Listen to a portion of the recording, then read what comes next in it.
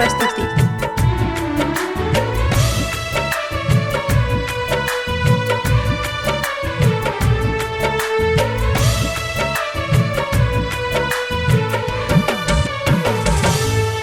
माँ महिमा के की वर्णन करी, असरा पुरबै छी जो धीरज धरी।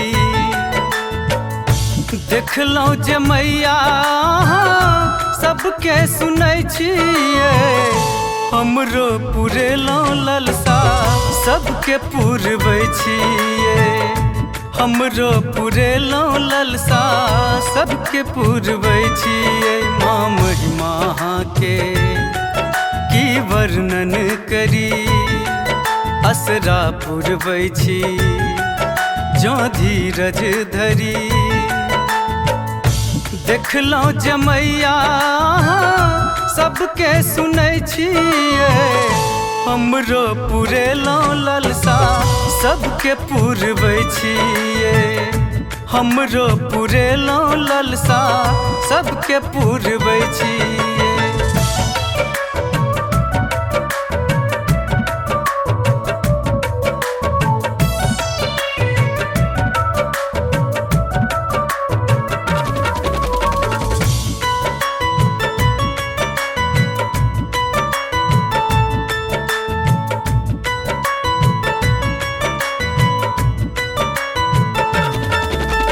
केलौं निहोरा अम्बे अहाँ एलौं मोर अंगना।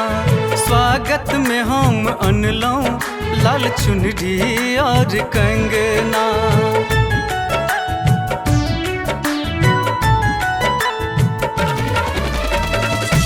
मोनक सपना अहाँ सबके गुनै छियै, हमरो पुरेलौं ललसा सबके पुरबै छियै। हमरो पुरेलौं ललसा सबके पुरबै छियै। अपने सुन रहल छी MM प्रोडक्शनक प्रस्तुति।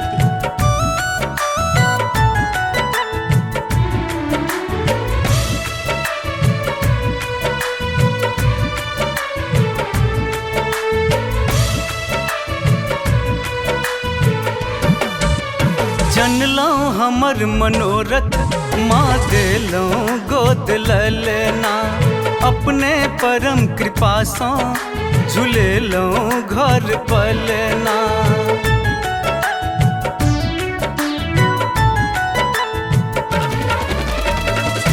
मनक मनोरथ अहाँ सबटा बुझै छियै, हमरो पुरेलौं ललसा सबके पुरबै छियै। हमरो पुरेलौं ललसा सबके पुरबै छियै।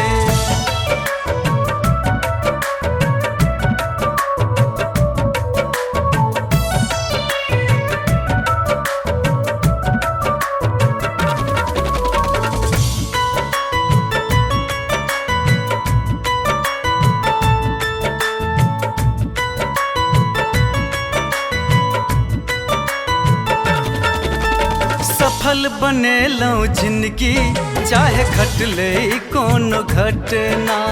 देलियै रोजी रोटी जखन रही भीख मंगना।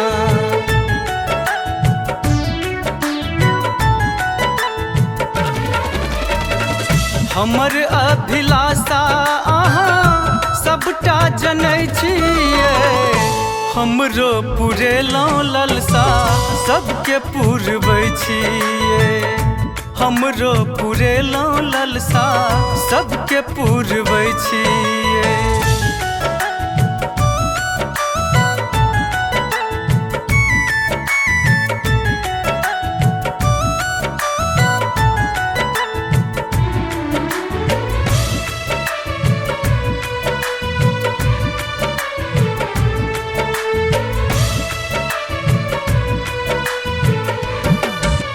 स्वर सो सरोज सजेलौं शब्द आनंद वेदना। जन्म सकारत केलौं गोद बेलौं भक्ति के गोदना।